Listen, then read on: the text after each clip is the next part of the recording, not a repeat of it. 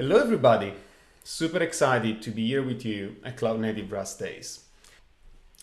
For those of you who haven't had the pleasure to meet yet, my name is Luca Palmieri and I work as a lead engineer for TrueLayer, a financial technology company based in London.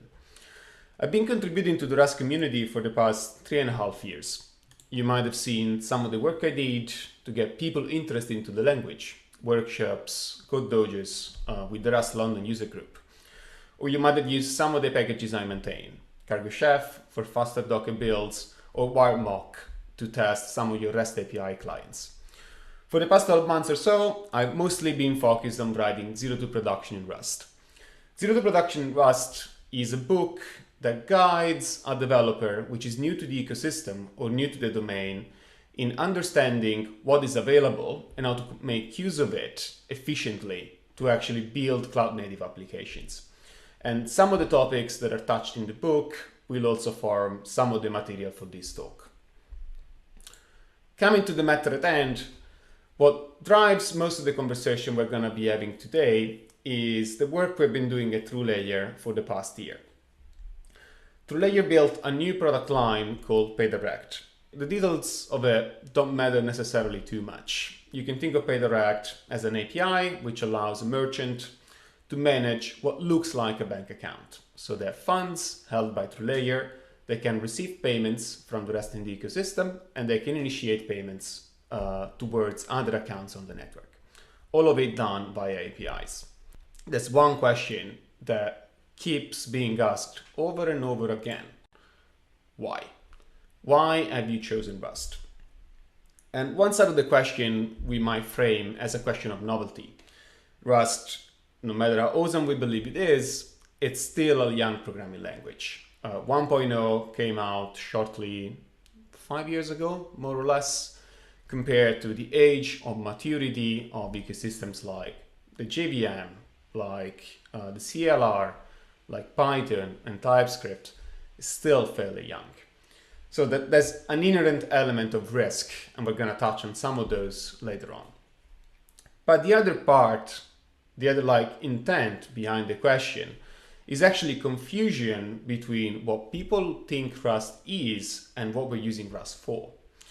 And that's because Rust has made a lot of his early victories and a lot of his most striking successes in a different domain. Not in cloud-native applications, but in system programming. And this is a little scrapbook that I put together in 5 to 10 minutes of just high-profile projects that not so long ago have been on the headlines for using Rust. All of these things are massive accomplishment, especially if we go back to what we were discussing a few moments ago, considering how young the language is. But all of these massive accomplishments fall within the domain of system programming. And as people like to remember me, you are not doing system programming. So a lot of the things that matter in system programming, memory safety, squeezing out milliseconds by being very careful while you're allocating memory, adding binaries which are very small because you're deploying them on constrained devices, don't necessarily matter in the cloud-native ecosystem.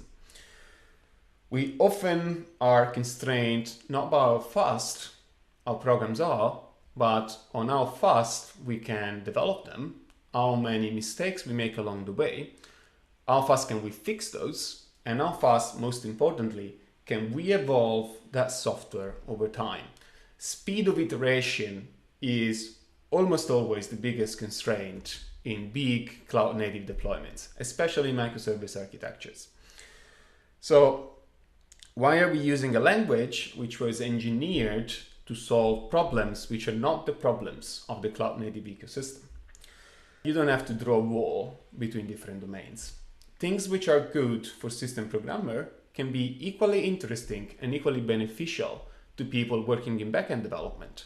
The same applies to front-end and other domains like game development, which are usually seen as very siloed and not communicating with one another. Actually, by foraying outside of what is familiar, we can find out that some of the problems they have are some of the problems we have if you look a little bit under the surface. And the solutions can be reused and can be the foundation to build something much more interesting for what we want to solve. And that's pretty much going to be the theme of this whole talk. You have seen the title. We're going to talk about the good, the bad, and the ugly of using Rust for the cloud native development. And this is of course based on our own very specific experience. And I'm sure that different people coming from different backgrounds, trying to solve different problems, might have a different take. But I think it's important to start to break, to an extent, the strong association that Rust has with system programming. So let's start from what is good. Once again, people remember beginning and the end, so put the bad in the middle. What are the best aspects of Rust when it comes to cloud native development? Well, the number one for me, and like good 80% of why I love to use the language today, is that I'm able to compose smaller bits of functionality into larger program without having surprises found at runtime. So let's look at an example. Let's look at this function, verify signature. Takes a JSON Web Token as argument, and it returns us the claims inside the JSON Web Token. Now, if this was written in a different programming language, depending on what that language was, this might look slightly different. In a dynamic language, you wouldn't have the types. So you would infer that anything that behaves like a token in some not very well-defined way is going to be a valid input. And then you would have to write a bunch of tests to make sure that anything which is not a valid input fails in a predictable manner. For example, raising an exception. And that is its own problems, right? Is somebody's coming back to the code base tomorrow, they don't know about all those assumptions because they're not in the RAM. They have not loaded all the implicit knowledge required by the code base, and they might make mistakes. And if those are not tested for, then those mistakes might arrive in production. We don't like that. If you move to something which is statically typed, like C# or Java, then what you might have is something similar. So a function which is marked as asynchronous. So it does some input output. It might be over the network, it might be over disk. It takes as input a token, and you would definitely have a JWT type, which has some constraints encoded inside the type, and it would return some claims. But that function might mutate the JWT token and passing to it as an input. And also it might fail, but the signature doesn't tell me that it might fail. That's because they're using exceptions to signal that some things might not complete successfully.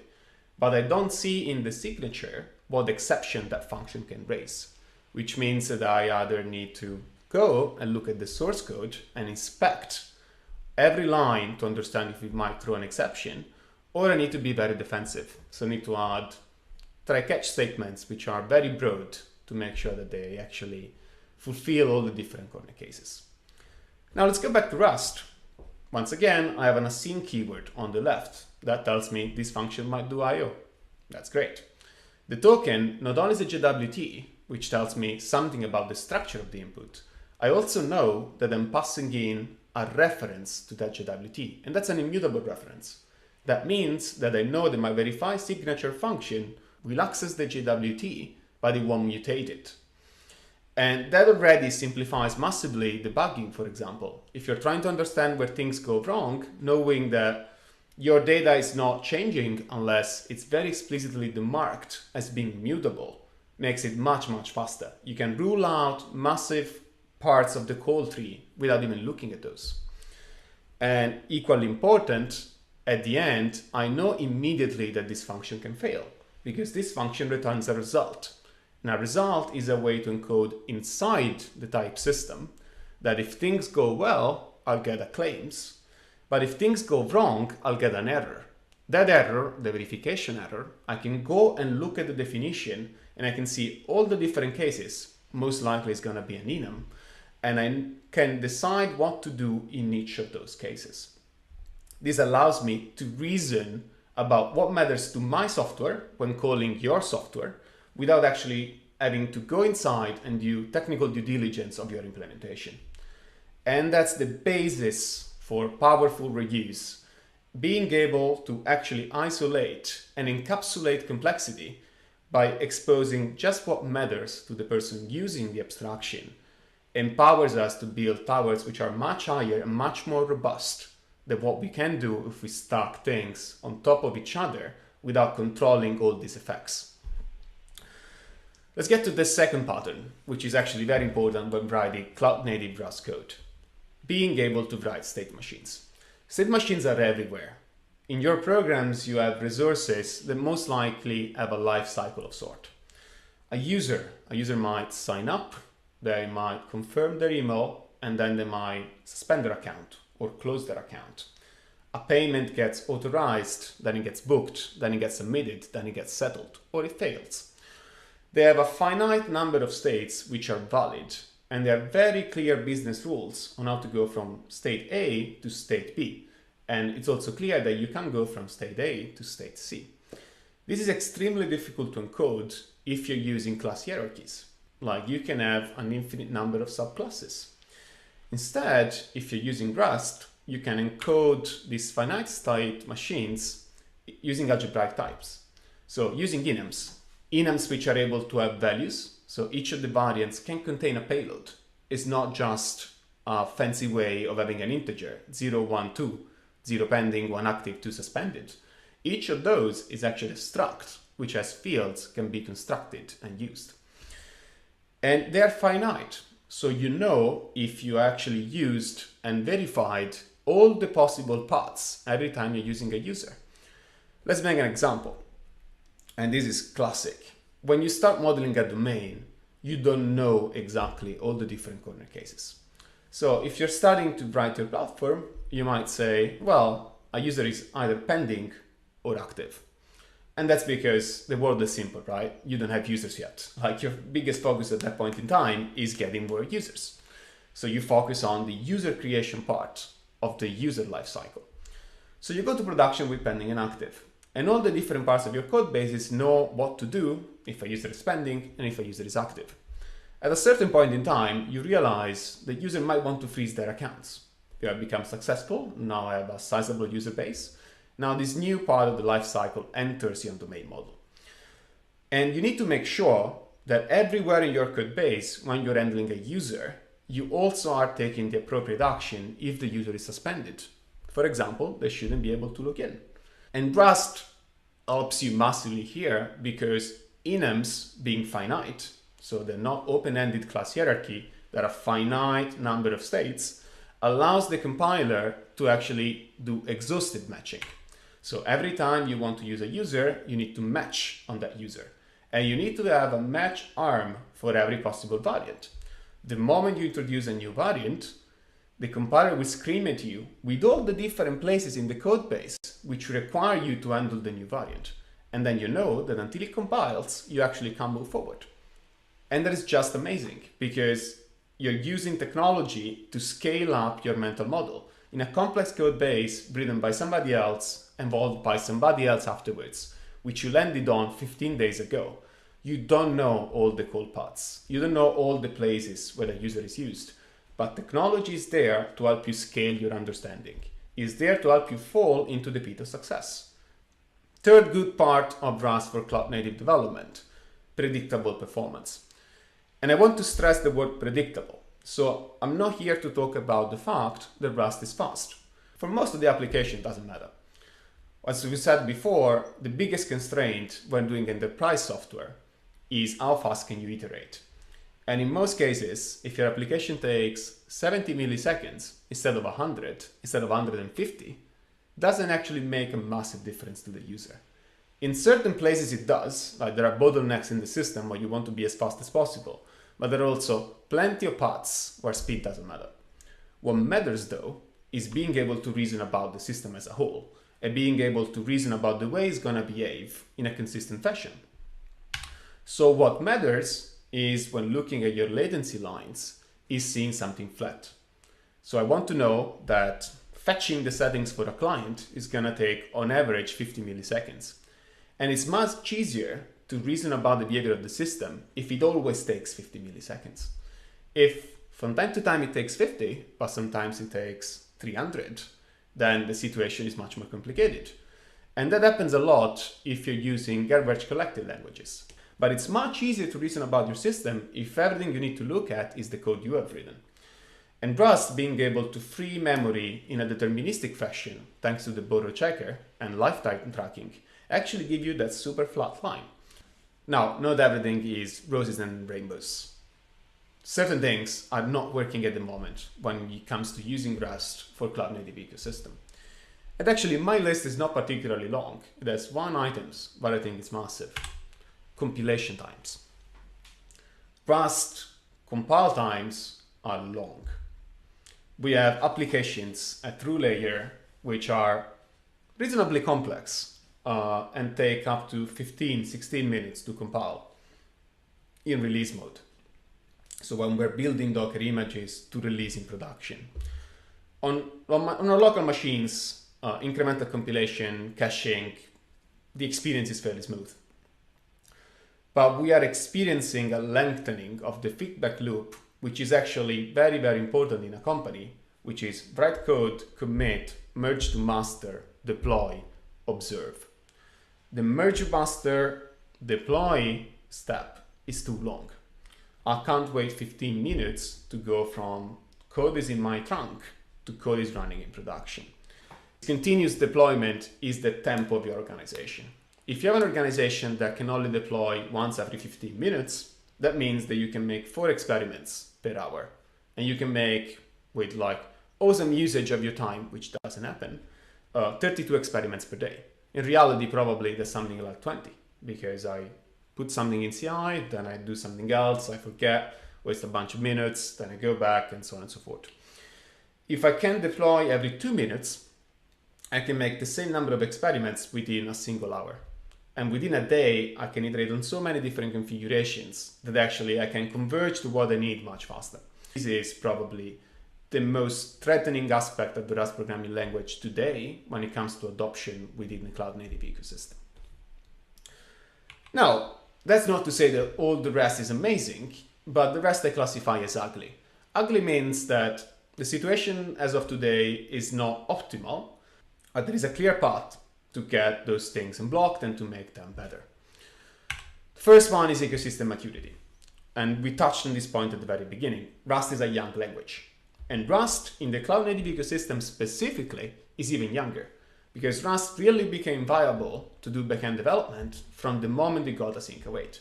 And it got async await in November 2019. And let's factor in 4 or 5 months for the ecosystem kind of to shift to use async await. We're talking like mid-2020.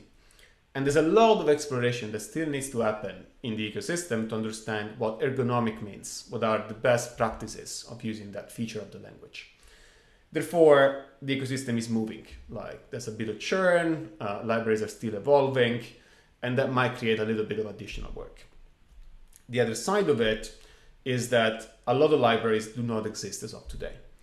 I'm talking about libraries to interact with big vendors. You want to use AWS, there is Risotto, great. You want to use GCP, well, you might have to write a bunch of stuff on your own. You want to use Vault, same story. So you cannot consider, as you might do, for example, in Python or in Node, the open source ecosystem as a vendor you are shopping from.